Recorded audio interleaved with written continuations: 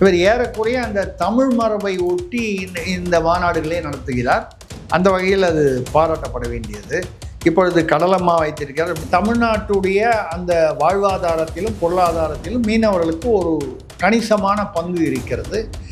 அதை உள்வாங்கி அதை எதிர்நோக்கி அதை தேர்தலில் பயன்படுத்தி கொள்ளவும் கருத்தியல் ரீதியாகவும் சீமான் அவர்கள் இந்த மாநாடு நடத்துகிறார்.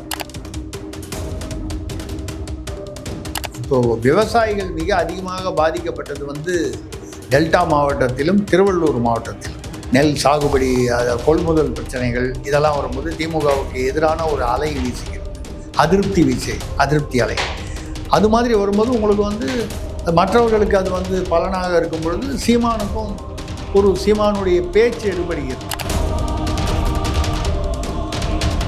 சீமான் வெற்றி தோல்வியை கவலைப்படாமல் நான் தொடர்ந்து இறுதி வரை கூட்டணி இல்லாமல் தான் இருப்பேன்கிறாரு. பட் மற்ற கட்சிகள் பலவீனமாகி வாக்கு வங்கிகள் குறைந்தால் அது யாரை நோக்கி செல்கிறது என்பதை பொறுத்து சீமானின் வெற்றி பாதை அமையும். அப்படி இந்த கூட்டணிகளில் இருக்கக்கூடிய கட்சிகளுடைய பலவீனம் எங்கோ போய் சேர வேண்டும் என்றால் நாம் தமிழர் கட்சிக்கு அது கூடுதல் பலம் சேர்க்கலாம். ஏன்னா அவர்களுக்கு இந்த விதமான பலவீனங்கள் எதுவும் இல்லை. எனக்கு தெரிஞ்சு இது வரைக்கும் இந்த மாதிரி ஒரு கருத்தியல் ரீதியாக மாநாடுகள் நான் சொன்ன மாதிரி குறிஞ்சி, முல்லை, மருதம், நெய்தல், பாலை இப்படி அந்த தமிழர்களுடைய வாழ்வு முறையை ஒட்டி தேர்தல் அரசியல் செய்தவர் வேறு யாரும் இல்லை, சீமான் மட்டும்தான். வேறு எந்த கட்சி, நாம் தமிழர் கட்சியை தவிர வேறு இல்லை. அதனால்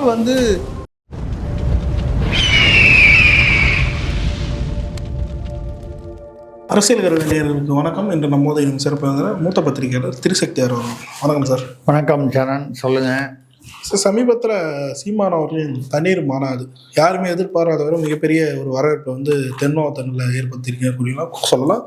குறிப்பாக டெல்டா பகுதிகளில் மிகப்பெரிய வரவேற்பு பெற்றிருக்கு. இது ஒரு புறம். இதை தொடர்ந்து அடுத்த மாநாடு கடலம்மா மாநாடு அப்படின்றதையும் அறிவிச்சிருக்காரு இந்த வாரம். எப்படி பார்க்குறீங்க இந்த வெற்றியெல்லாம்? 21 கடலம்மா இல்லையா? திருநெல்வேலிக்கு பக்கத்தில் அந்த மாவட்டத்தில் கூத்தன்குழிங்கிற இடத்துல அந்த கடலம்மா மாநாடு வச்சிருக்காரு. கடலம்மான்னு அவர் சொல்கிறது பொதுவாக மீனவர்கள், கடல் சார்ந்து வாழ்பவர்கள், கடல் சார்ந்து வாழ்பவர்கள் மீனவர்கள், அந்த கடலை ஒட்டி இருக்கக்கூடிய தமிழ் மக்கள், குடியினர், குடிமக்கள். ஸோ அந்த வகையில் வந்திருக்காரு. இது ஏற்கனவே அவர் ஆடு மாடு விலங்குகள், அதுக்கப்புறம் மரம், அதுக்கப்புறம் தண்ணீர், வயல், இப்படி அதாவது இயற்கையுடன் நாம் இணைந்து நாம் பயணம் செய்தால்தான் நமது வாழ்க்கை தரம், வாழ்க்கை என்பது செழிப்பாகவும் இயல்பாகவும் இருக்குங்கிற அந்த ஒரு இதில் பஞ்சபூதங்கள்னோடு சொல்லுவோம். அக்னி, அதாவது நீர், நெருப்பு, ஆகாயம் இதுன்னு. அது மட்டும் இல்லாமல் தமிழர்களுடைய வாழ்க்கை முறையை பார்த்தீங்கன்னா குறிஞ்சி, மருதம், முல்லை, நெய்தல், பாலை, இப்போ அதெல்லாம் வரிசையாக முடிச்சிட்டாரு. மலைவாழ் மக்களுக்கு மரம்னு வரும்போது அங்கே குறிஞ்சி முடிச்சிட்டாரு, நெய்தல் முடிச்சிட்டாரு. இப்போ தமிழ்நாட்டில் பாலை அப்படின்னு சொன்னால் வயல்வெளிகள் குறைவாக, விவசாயம் குறைவாக இருக்கும் இடங்கள். இந்த பக்கம் நீங்கள் சிவகங்கை, ராமநாதபுரம்லாம் எடுத்தால் பாலை தான். நம்ம ஊரில் பாலைனா ஏதோ பாலைவனம்னா ராஜஸ்தான் பாலைவனம் மாதிரி இருக்கணும்னு அவசியம் இல்லை. வறண்ட பகுதிகள் சற்று வறண்ட பகுதிகள், அவற்றை பாலைவனம், பாலைப்பகுதின்னு சொல்லுவோம். ஆனால் தான் பார்த்தீங்கன்னா அதுக்கு தனித்தனியாக கடவுள், இப்போ குறிஞ்சிக்கு முருகன், இதுக்கு கடல் நெய்தலுக்கு பார்த்திங்கன்னா ஒன்றுக்கும் ஒன்று மாயோன்னா திருமால், அப்புறம் பாலைக்கு காளி. இப்படி அந்த தெய்வங்கள் கூட அந்த நிலங்களை ஒட்டி, அந்த நிலங்களின் குணாதிசயங்களை ஒட்டி வர்றது நம்ம தமிழ் மரபு. இவர் ஏறக்குறைய அந்த தமிழ் மரபை ஒட்டி இந்த மாநாடுகளே நடத்துகிறார். அந்த வகையில் அது பாராட்டப்பட வேண்டியது. இப்பொழுது கடலம்மா வைத்திருக்கிறார். மீனவர்கள் ஒரு வாக்கு வங்கி அரசியலில் கூட அவர்கள் சமுதாயத்தில் எப்படி மீனவர்களுக்கு ஒரு முக்கியமான ஒரு அங்கம் இருக்கிறது. ஏன்னா மீனவர்கள் அவர்கள் மட்டுமே அந்த மீன்களை நம்பி இல்லை, மீன்களை உணவாக உட்கொள்ளுபவர்கள் அனைவருக்குமே மீனவர்கள் மூலமாகத்தான் அந்த கடல் உணவு கிடைக்கிறது. கடலில் முத்து எடுக்கிறாங்க தூத்துக்குடி பகுதியில். அது ஒரு மிகப்பெரிய முத்து இந்தியாவிலிருந்து பல நாடுகளுக்கு ஏற்றுமதியாகிறது. இப்போ அமெரிக்கா வந்து அந்த 100% டியூட்டி 150% டியூட்டின்னு போட்டதுக்கப்புறம் அந்த முத்து வந்து ஜப்பான், ஜெர்மனி போன்ற நாடுகளுக்கு முன்னை விட அதிகமாக ஏற்றுமதிகள் ஆகின்றன. அப்போ அந்த முத்துங்கிறது கடல்லேருந்து எடுக்கிறது தானே, அதை யார் எடுக்கிறாங்க? திருப்பி திருப்பி அதே மீனவர்கள் தானே எடுக்கிறாங்க. அப்போது அவர்கள் மீன் மூலமாகவும் முத்து மூலமாகவும் கடல் சார்ந்த வளங்கள் அப்படின்னு வரும்பொழுது அவர்களுக்கு தமிழ்நாட்டுடைய அந்த வாழ்வாதாரத்திலும் பொருளாதாரத்திலும் மீனவர்களுக்கு ஒரு கணிசமான பங்கு இருக்கிறது. அதை உள்வாங்கி அதை எதிர்நோக்கி அதை தேர்தலில் பயன்படுத்தி கொள்ளவும் கருத்தியல் ரீதியாகவும் வந்து சீமான் அவர்கள் இந்த மாநாடு நடத்துகிறார். எனக்கு தெரிஞ்சு இது வரைக்கும் வந்து இந்த மாதிரி ஒரு கருத்தியல் ரீதியாக வந்து மாநாடுகள், இந்த நான் சொன்ன மாதிரி குறிஞ்சி, முல்லை, மருதம், நெய்தல், பாலை, இப்படி அந்த தமிழர்களுடைய வாழ்வு முறையை ஒட்டி தேர்தல் அரசியல் செய்தவர் வந்து வேறு யாரும் இல்லை, சீமான் மட்டும்தான். வேறு எந்த கட்சி, நாம் தமிழர் கட்சியை தவிர வேறு இல்லை. அதனால் வந்து தேர்தலில் அவருக்கு மிகப்பெரிய லாபம் கிட்டி விடுமா, அவருக்கு தேர்தலில் எந்த அளவுக்கு அது எந்த ஓட்டு சதவீதத்தில் வந்து ஒரு அதிகமான சதவீதத்தை கொடுக்க முடியும் என்பது பொறுத்திருந்து தான் பார்க்க வேண்டும். ஏனென்றால் மக்கள் அதை எப்படி எடுத்துக்கொள்கிறார்கள் என்பது அவருடைய அந்த கூட்டங்களுக்கு வந்து இப்போ கூட அந்த முதல்ல ஒரு கூட்டம் நடந்துச்சு, அது பேர் என்ன, தண்ணீரம்மா டெல்டாவில், அந்த கூட்டத்திற்கு கணிசமான கூட்டம் வந்தது. அந்த கூட்டம் வந்து ஓரளவுக்கு நிச்சயமாக வந்து ஒரு வரவேற்கக்கூடிய அளவான கூட்டமாகத்தான் தெரிந்தது. பட் அந்த கூட்டம் அது மட்டுமே வாக்குகளை முடிவு செய்வதில்லை. இதை போன்று ஒரு மாநாட்டிலும் வரக்கூடிய கூட்டங்கள் அவருக்கு வந்து வாக்குகளாக சேர்ந்தால் அவர் வந்து தமிழ்நாட்டில் தொடர்ந்து ஒரு அரசியல் சக்தியாக இருக்க முடியும். இதுதான் நம்ம வந்து எதிர்பார்க்கறது. வாய்ப்புகள் இருக்கின்றன, சாதகமாக இருக்கின்றன. ரெண்டாவது, வரவேற்பதற்கு ஒரு காரணம், எந்த கட்சியுமே இந்த கருத்தியல் ரீதியாகவும் இந்த தமிழ் மரபு இதெல்லாம் வச்சு இந்த நில மரபு, நில குணாதிசயங்கள், வாழ்வு முறை இவற்றை வைத்து அரசியல் செய்பவர்கள் தமிழ்நாட்டில் அரசியல் கட்சிகள் நாம் தமிழர் கட்சியை தவிர வேறு யாரும் இது வரைக்கும் தெரியல. இது வந்து அந்த வகையில் நம்ம வந்து வரவேற்கிறோம், பாராட்டுறோம். இல்லை, இப்போ சீமான் தனக்கான வாக்கு வங்கியை அதிகரிக்க வேண்டுமானால் அவர் வெறும் திமுகவை மட்டும் அவர் வந்து விமர்சனம் செய்து அந்த வாக்கு வங்கியிலிருந்து ஒரு வாக்கு வங்கியை பிரிப்பது என்பது பத்தாது. நிச்சயமா மற்ற எல்லா கட்சிகளிலிருந்தும் தான் வாக்கு வங்கிங்கிறது ஒன்று தாங்க. இவ்வளோதான் மொத்தம் கிட்டி. அநேகமாக மொத்த தகுதி உள்ள வாக்காளர்களில் என்ன ஒரு அதிகப்படியாக ஒரு 70% இல்லை 60லேருந்து 70% தான் வாக்காளர்கள் வருவார்கள். இங்கே கொஞ்சம் அதிகமாக வந்தால் 70 வரும், கம்மியாக வந்தால் 58, 60 வரும். இந்த 60லேருந்து 70%. இந்த வாக்காளர்கள் ஓட்டு போடும் வாக்காளர்களில் ஏற்கனவே கோர் ஓட்டு திமுக, அதிமுக இருக்குது. இப்போ வந்து விஜய்க்கு ஒரு ரசிகர்கள் இருக்கிறார்கள். பிஜேபிக்கென்று ஒரு சிறிய ஓரளவுக்கு ஏதோ ஒன்று இருக்கலாம், அது அதிமுகவோட போகலாம். அண்ணாமலை என்ன செய்ய போகிறார் என்பது வந்து இன்னும் வந்து சஸ்பென்ஸில் நிற்குது. அநேகமாக அடுத்த பிரதமர் 19ஆம் தேதி வந்துட்டு போனதுக்கப்புறம் அவருடைய முடிவு வெளியாகும். அவர் தனி கட்சி தொடங்குவார் என்ற தகவல்கள் வந்து உறுதியாகிற மாதிரி தெரியுது. தேர்தலை போட்டிடுவாரா? தேர்தலில் போட்டிடுவாரா? இது வந்து என்னுடைய கணிப்பு. 2026 அவர் வந்து தேர்தலில் போட்டியிடாமல் ஒதுங்குவார் என்பது என்னுடைய கணக்கு. கட்சி ஆரம்பித்து விடுவார், அறிக்கைகள் விடுவார், அரசியலில் ஆக்டிவாக இருப்பார். ஆனால் 2026 தேர்தலில் அவர் வந்து அவரோ அவருடைய கட்சியோ போட்டியிடாமல் தன்னுடைய ஆதரவை வந்து யாருக்கும் சொல்லாமல் மக்கள் மனசாட்சி உள்ளபடி ஓட்டு போடுங்கள், உங்களுடைய தொகுதியில் நல்லவர்களுக்கு ஓட்டு போடுங்கள், ஊழல் செய்பவர்களுக்கோ இல்லை மோசடி செய்பவர்களுக்கோ இல்லை தவறானவர்களுக்கோ ஓட்டு போட்டு விடாதீர்கள் அப்படிங்கிற ஒரு நிலையோடு நிறுத்தி கொள்வார் என்பது என்னுடைய கணிப்பு, என்னுடைய தனிப்பட்ட கணிப்பு. அவர் மனதில் என்ன இருக்கிறது என்பது அவருக்கு தான் தெரியும். ஏன்னா இது வரைக்கும் அவர் வெளிப்படையாக எதுவும் சொல்லலை. சொல்ல ஆரம்பித்ததுக்கப்புறம் கொஞ்சம் கொஞ்சமாக வெளியில் வரலாம். ஏறக்குறைய ஒரு டிசம்பருக்குள்ளே வந்து அது தெளிவாக தெரிந்துவிடும் என்பது என்னுடைய கணக்கு. ஏனென்றால் இதுக்கப்புறம் அவர் பாஜகவில் தொடர்வதற்கான வாய்ப்புகள் ஏறக்குறைய பூஜ்ஜியத்துக்கு வந்துவிட்டது. இப்போ எந்த கோயிலையோ மற்ற இடங்கள்லையோ பூத் கமிட்டி மீட்டிங் எதுக்குமே வந்து அவர்கள் அழைக்கவில்லையா, இவர் அழைத்து போகவில்லையா தெரியவில்லை, போகவில்லை. நமக்கு கிடைத்த சில தகவல்களின்படி இந்த 19ஆம் தேதி பிரதமர் கோவைக்கு வரும்பொழுது அவரை வந்து சந்தித்து நான் விடைபெறுகிறேன், தனியாக அமைப்பு கட்சி தொடங்குகிறேன், ஆனால் கண்டிப்பாக பாஜகவிற்கு, தேசிய பாஜகவிற்கு, இங்கே உள்ள உள்ளூர் பாஜக தலைவர்களுடன் அவருக்கு வந்து கருத்து வேற்றுமை இருந்தால் இது ஒரு சிறு விஷயம். இங்கே உள்ள தமிழ்நாட்டு பாஜக தலைவர்கள் இப்போதைக்கு யாரும் வந்து பெரிய தேசிய அளவில் ஒரு பிரபலம் பெற்றவர்களோ இவர்களுக்கான வாக்கு வங்கின்னு சொல்கிற அளவுக்கு யாரும் இல்லை. சில பெயர்கள் இருக்கின்றனே தவிர அவர்கள் பிரபலமாக இருக்கலாமே தவிர இவர்களுக்கு மிகப்பெரிய வாக்கு வங்கியோ கணிசமான வாக்கு வங்கியோ இல்லை என்பதுதான் உண்மை.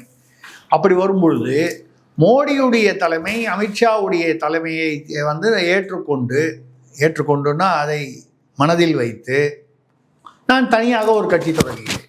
அவரோட உதாரணத்துக்கு பல இடங்களில் சொல்லியிருக்கேன். விஜய் கட்சி தொடங்கும் போது என்ன பண்ணார், ஒரு 5 ஐக்கான் வச்சுக்கிட்டார். அம்பேத்கர், பெரியார், காமராசர், அஞ்சலை அம்மாள், வேலுநாச்சியார் இப்படி வச்சு. அப்புறம் பரப்புரைக்கு போகும்போது, பிரச்சாரத்துக்கு போகும்போது அண்ணாதுரை, எம்ஜிஆர் வச்சுக்கிட்டார். 2 பேருமே திமுக அதிமுகவுக்கு ரெப்ரசன்ட் பண்ணுறவங்க. அண்ணாதுரை திமுக ஆரம்பித்தார், எம்ஜிஆர் மூலம் திமுகவில் இருந்தார், எம்ஜிஆர் தனியாக அதிமுக ஆரம்பித்தார். அதிமுக ஆரம்பித்ததுக்கப்புறமும் அண்ணாதுரை பேரை வச்சு தான் ஆரம்பித்தார். ஆக திமுக அதிமுகவுடைய ஐக்கான்களை தன்னுடைய ஏதோ ஒரு இதுக்காக வந்து ஓட்டுக்காகன்னு வச்சுங்க, எப்படி வேணாலும் வச்சுங்க, ஈர்ப்பு, மக்களிடம் ஒரு ஈர்ப்பு ஏற்பட வேண்டும் என்று அவர்களை பயன்படுத்தி கொண்டார். யாரும் வந்து திமுக சின்னத்தையோ இல்லை அதிமுக சின்னத்தையோ நீங்கள் பயன்படுத்தினா தான் கேஸ் வருமே தவிர அண்ணாதுரை படத்தையோ எம்ஜிஆர் படத்தையோ பயன்படுத்தினா கேஸ் வராது, இல்லை போட முடியாது, இல்லை சட்டப்பூர்வமாக. அதே மாதிரி அண்ணாமலை தனியாக ஒரு கட்சி ஆரம்பித்து அந்த கட்சியில் வந்து மோடியோ அமித்ஷா படத்தையோ போட்டால் வந்து பாஜக வந்து ஏன்னு கேட்க முடியாது சட்டப்பூர்வமாக.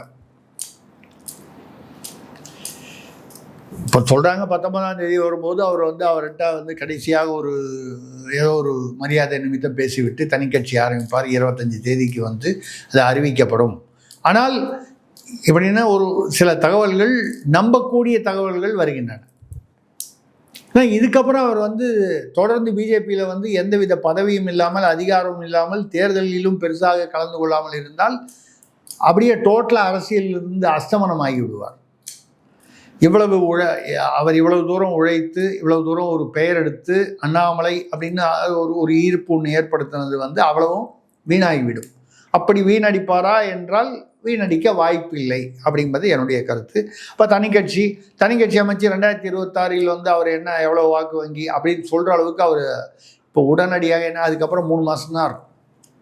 டிசம்பர் வந்துருச்சுன்னா 3-4 மாதம்தான் இருக்கும். இப்போ 3-4 மாதத்துக்குள்ள கட்சியாக கட்டமைப்பு பண்ணி வாக்கு எத்தனை கூட்டணி எதுவும் யார் கூட சேர்றது, பாஜகவோட சேர முடியாது, திமுகவோட சேர முடியாது, விஜயோட போய் சேரனா விஜயை முதல்வர் வேட்பாளராக வச்சுக்கணும், சீமான் கூட்டணி யாரோடையும் கிடையாதுன்ட்டார், அப்போ யாரோட சேருவார்?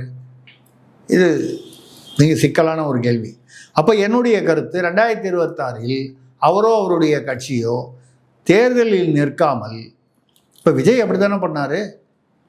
கட்சி ஆரம்பித்ததுக்கப்புறம் 2024 பாராளுமன்ற தேர்தல் வந்தது, அப்போ நிற்கலையே அவர். அப்புறம் ஒரு இடைத்தேர்தல் 2 இடத்துல என்னமோ வந்தது, அவர் நிற்கலையே. அவங்க விருப்பம் தானே.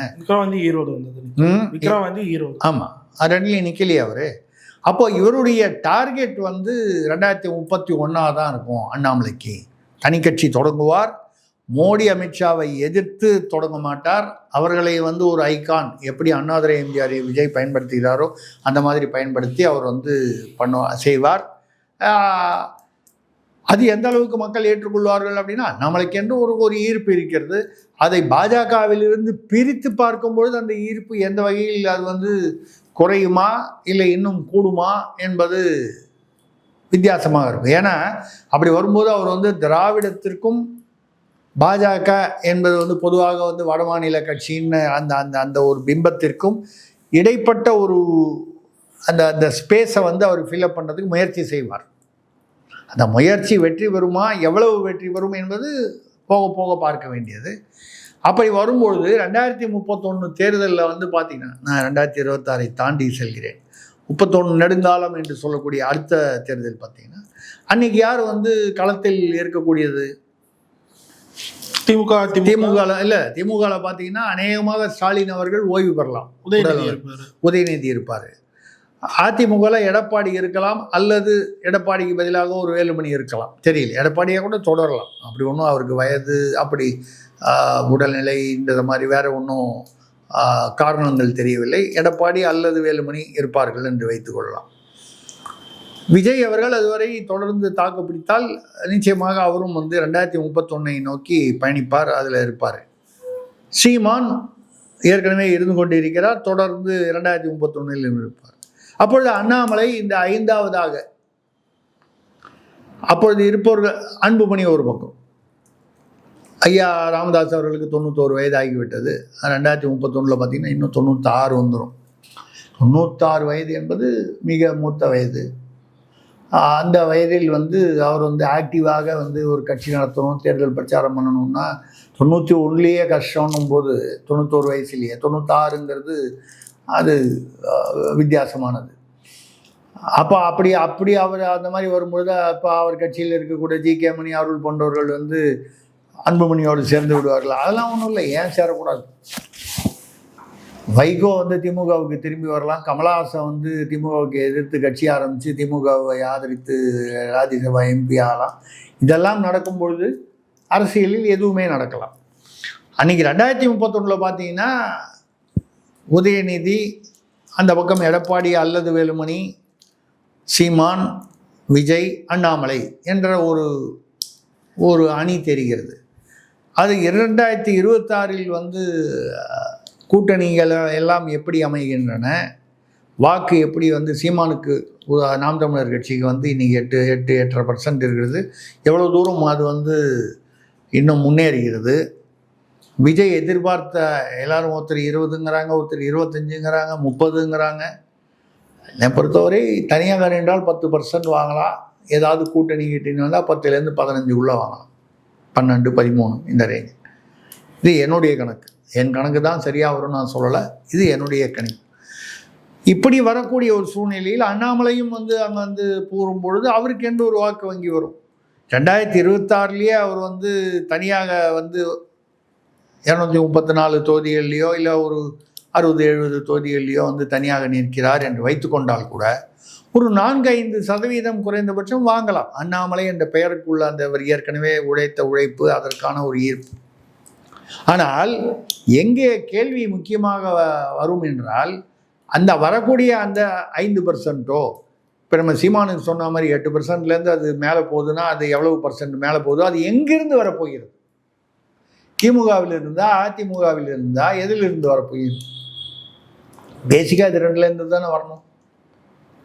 இதுக்கு முன்னால் 3வது அணி என்பது வந்து பெரிய அளவுக்கு வரவே இல்லையே.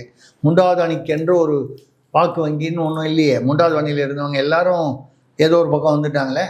அநேகமாக திமுகவில் தான் இருக்காங்க. வைகோ இருக்கார், விசிகா இருக்குது. ஆனால் அந்த அணி மாறுமா அப்படிங்கிறத பொறுத்து அமையும். இப்படி ஒரு சூழ்நிலை தெரிகிறது. அந்த வகையில் சீமான் வெற்றி தோல்வியை கவலைப்படாமல் நான் வந்து தொடர்ந்து இறுதி வரை கூட்டணி இல்லாமல் தான் இருப்பேன்கிறாரு. அதனால் வந்து அவர் ஆட்சிக்கே வர முடியாது நம்ம அப்படின்னு சொல்லலை. பட் மற்ற கட்சிகள் பலவீனமாகி வாக்கு வங்கிகள் குறைந்தால் அது யாரை நோக்கி செல்கிறது என்பதை பொறுத்து சீமானின் வெற்றி பாதை அமையும். இதுதான் என்னுடைய கருத்து. சார், இப்போது தென் மாவட்டங்களில் முன்பை விட அதிக பவர்ஃபுல்லாக நாம் தமிழர் வந்து வளர்ந்து வராங்க.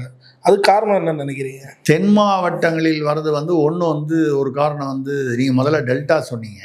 டெல்டாவில் காரணம் வந்து இப்போது விவசாயிகள் மிக அதிகமாக பாதிக்கப்பட்டது வந்து டெல்டா மாவட்டத்திலும் திருவள்ளூர் மாவட்டத்திலும். திருவள்ளூரும் டெல்டாவுக்கு இணையாக இப்பொழுது விவசாயம் வளர்ந்து இருக்கிறது. அந்த வகையில் வந்து பாதிக்கப்பட்டு இருக்கிறார்கள் என்பது இந்த இதில் உரக்கிடங்கு பிரச்சனை, அப்புறம் வந்து நெல் சாகுபடி கொள்முதல் பிரச்சனைகள், இதெல்லாம் வரும்போது திமுகவுக்கு எதிரான ஒரு அலை வீசுகிறது, அதிருப்தி அலை. அது மாதிரி வரும்போது உங்களுக்கு வந்து மற்றவர்களுக்கு அது வந்து பலனாக இருக்கும் பொழுது சீமானுக்கும் சீமானுடைய பேச்சு எடுபடுகிறது டெல்டாவில். ஒரு பீரியடில் டெல்டாவில் வந்து இருந்தக்கூடிய அதிமுக தலைவர்கள் நிறைய பேர் வந்து அந்த அதிமுக தலைவர்கள் இப்போ இல்லை. வைத்திலிங்கம் கூட வந்து அதிமுகவை மீட்டெடுப்போம்னு சொல்கிறாரே தவிர எப்படி மீட்டெடுப்போம், அது ஏன்னா தனியாக என்ன அடமானம் வச்சுருக்காங்களா, அது எங்கே போய், அது எந்த மார்வாடி கடையில் இருக்குது, ஏன் மீட்டெடுக்கணும், எங்கேருந்து மீட்டெடுக்கணும், யாரிடமிருந்து மீட்டெடுக்க வேண்டும்.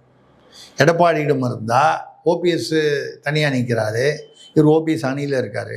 மீட்டெடுப்போம் என்றால் எடப்பாடியிடமிருந்து மீட்டெடுப்போம் என்று சொல்கிறாரா,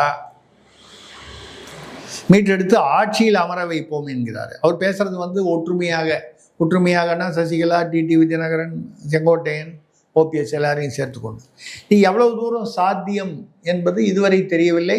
அப்படியே சாத்தியமானாலும் இப்படி பிரிந்து சென்றவர்கள் திரும்பி வந்ததுனால எவ்வளவு வாக்கு வங்கி உயரும் என்பது மிகப்பெரிய கேள்விக்குறி.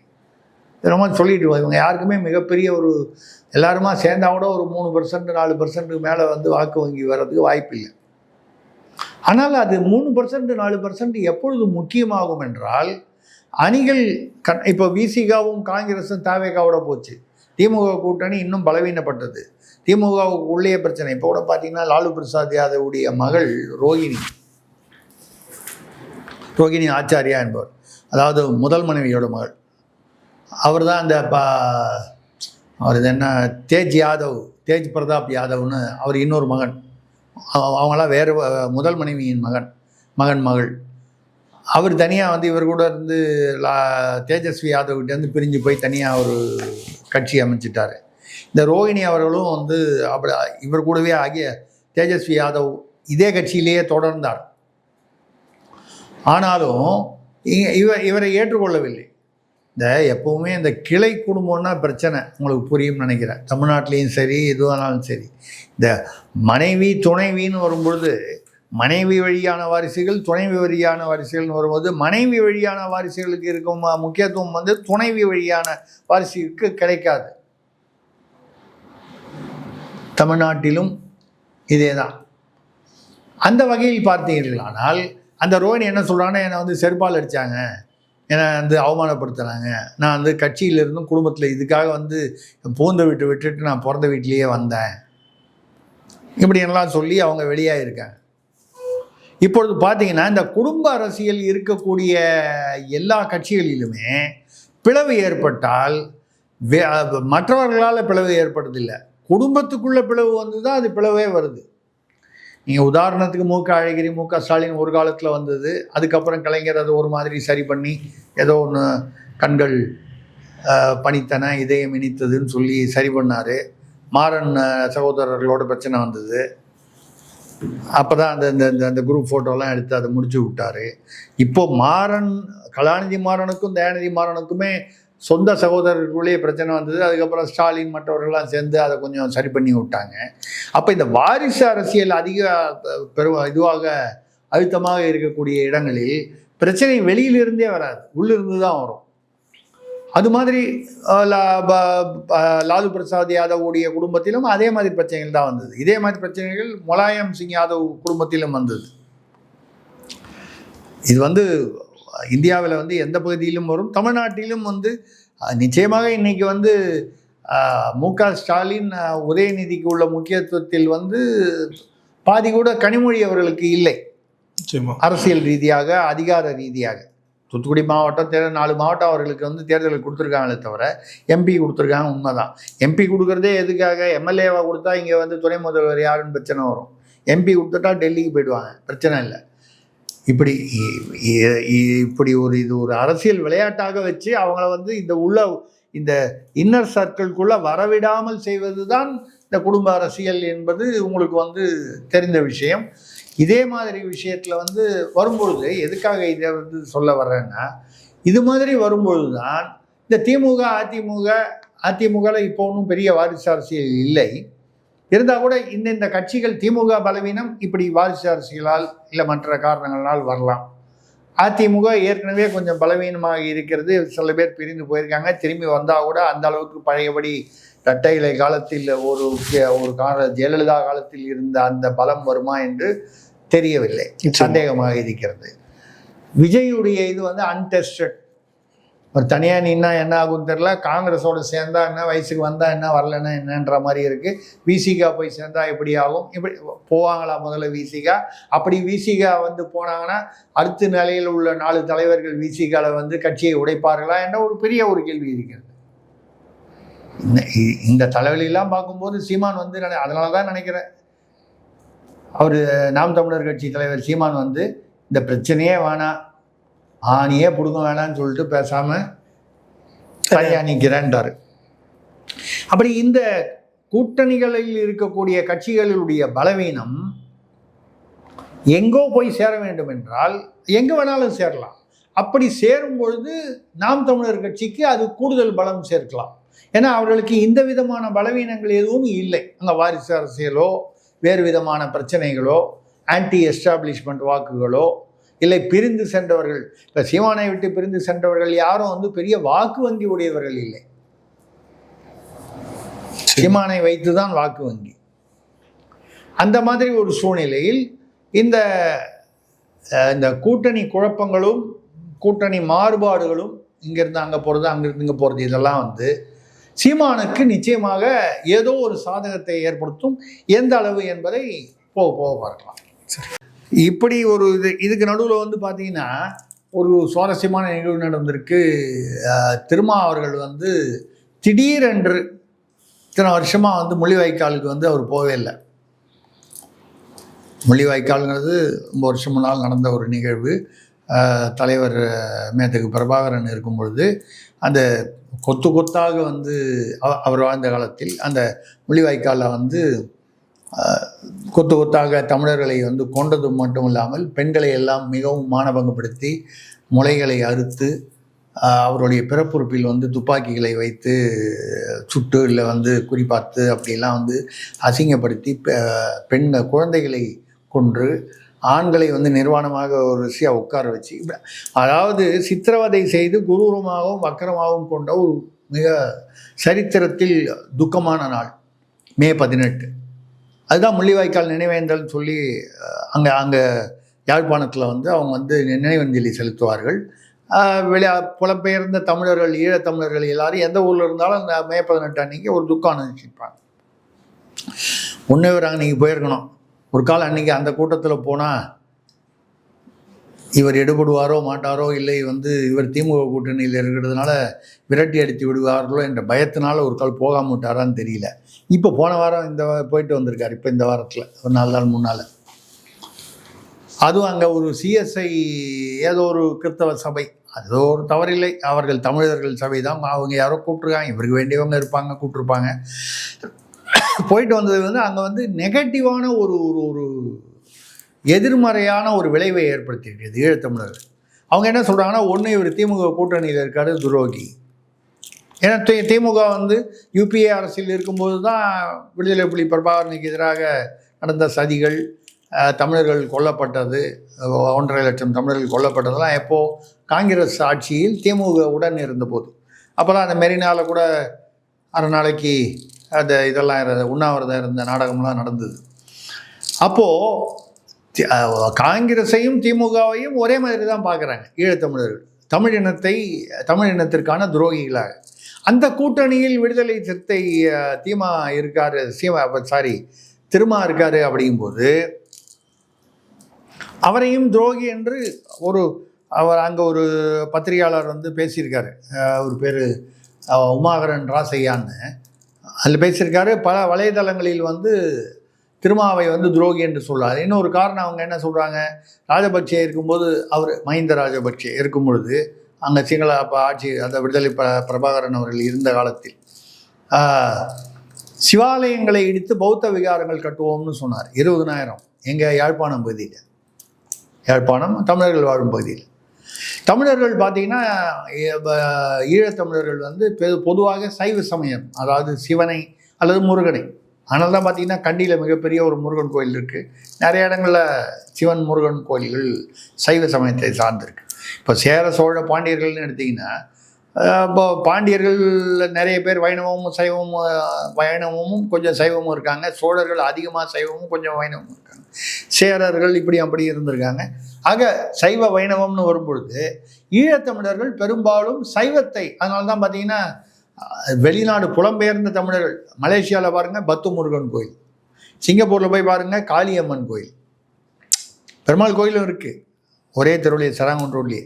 இப்படி சைவ வணைவ இந்து சமய கோயில்கள் அப்படின்னு வச்சுங்களேன், சைவம் அப்படின்னு வச்சுக்கிட்டா கூட அதை இடித்து விட்டு பௌத்த விகாரம், இங்கே பௌத்த விகாரங்கள் கட்டுவேன்னு ராஜபக்சே சொல்லியிருந்தா கூட அது தப்பு இல்லை. நீங்கள் சிவாலயங்களை இடித்து விட்டு பண்ணும்போது அப்போ தமிழர்களின் அடையாளங்களை அழித்து விட்டு அப்படிங்கிறது தானே அங்கே வர அர்த்தம். அப்போ என்ன பண்ணார் திருமாவளவன், இவர் பௌத்தராக மாறிட்டு தானே சொல்லிட்டு இருந்தார். அதனால என்ன பண்ணார், அதை ஆதரித்து பேசினார் யார், திருமாவளவன். அப்போ இப்போ அதை கோட் பண்ணுறாங்க, சிவாலயங்களை இடித்து விட்டு பௌத்த மடங்களை கட்டணும்னு சொல்லி 70,000 கட்ட போகிறேன்னு சொன்ன ராஜபக்சேக்கு அப்போ ஆமோதிச்சார். அது மட்டும் இல்லாமல் பாராளுமன்ற குழு ஒன்று திமுகவின் பாராளுமன்ற குழு போன போது அப்போ கனிமொழி அவர்கள், டிஆர் பாலு, ஆராசா இவங்களாம் போனபோது திரும்பவும் போனார். போய் எந்த மஹிந்த ராஜபக்சே தமிழர்களை கொன்று குவித்தார்களோ, காரணமாக இருந்தாரோ, அவரிடம் போய் அவருடைய விருந்தினர்களாக இருந்து பரிசு வாங்கி கொண்டு வந்தார். அப்பொழுது அவருடைய உடல் மொழி நான் பார்த்து ஐயான்னு கும்பிட்டு போட்டு வர்றது பார்த்தா அவர் தமிழினத்துக்கு யார் தமிழர்களை அழிக்கிறார்களோ அவர்களை போய் பார்த்து கும்பிட்டு வர கோழ கும்பிட்டு போடுறாங்கன்னா இவர் துரோகி தானே அப்படிங்கிற அர்த்தத்தில் இப்போ ஈழத்தமிழர்கள், நான் சொல்வது இலங்கையில், யாழ்ப்பாணத்தில், ஈழப்பகுதிகளில் திருமாவளவனை துரோகி ஆர் திமுக கூட்டணி துரோகி, அதில் வெறும் ஒரு பங்கு அப்படிங்கிற அர்த்தத்தில். அதனால தான் பார்த்தீங்கன்னா போயிட்டு வெறும் ட்வீட் மட்டும் தான் போட்டுக்கிட்டு இருக்கார், 4 ட்வீட் போட்டிருக்கார் யார், திருமாவளவன். இல்லைன்னா வழக்கமாக ஈழத்துக்கு போயிட்டு வந்தோடனே ஈழச் செல்வனே, ஈழத் தலைவரே, ஈழ மக்களின் எதிர்கால கனவே, நாயகரேன்னு ஏதோ ஒரு போஸ்டர்லாம் ஒட்டிக்கிட்டு விழாலாம் கொண்டாடியிருப்பாங்க. இன்னொன்று என்ன சொல்கிறாங்கன்னா, திமுகலேருந்து கூப்பிட்டு நீங்கள் ஈழத்துக்கு போனதே கேட்காம போயிட்டு வந்துட்டீங்க, யாரை கேட்டு போயிட்டு வந்தீங்க, ஈழத்தமிழர்கள் போட்டு. ஏற்கனவே ஈழத்தமிழர் விஷயத்தில் திமுகவை துரோகி அந்த பேட்டியில் பேசும்போது அந்த உமாகரன் அவர் பேசும்போது சொல்கிறார், திமுக கூட்டணி பற்றி என்ன நினைக்கிறீங்க, திமுக கூட்டணி தமிழ்நாடு அதனால் உருப்படாதுன்னு, கிட்டத்தட்ட தமிழினம் வாழாது, தமிழ்நாடு மீளாதுன்னு சொல்லியிருக்காரு. தமிழ்நாடு மீளாது, திமுக கூட்டணி தொடர்ந்தால் தமிழ்நாடு மீளாது, தமிழினம் வாழாது. அப்போ திமுக கூட்டணிக்கு எதிராக இருக்கிறார்கள். ஈழத்தமிழர்களுக்கு இங்கே ஓட்டு இல்லை. ஆனால் ஈழத்தமிழர்களுடைய ஆதரவு ஒரு உணர்வுபூர்வமான ஆதரவுன்றது ஒரு முக்கியம். அது முக்கியன்றதுனால தான் தேர்தல் சமயத்தில் மட்டும் ஒரு திரும்ப போயிட்டு வர்றாரு. இதுக்கு முன்னால் போயிருக்காரா? சார் பல்லறிகளுக்கு தெளிவாக சார். நன்றி, வணக்கம்.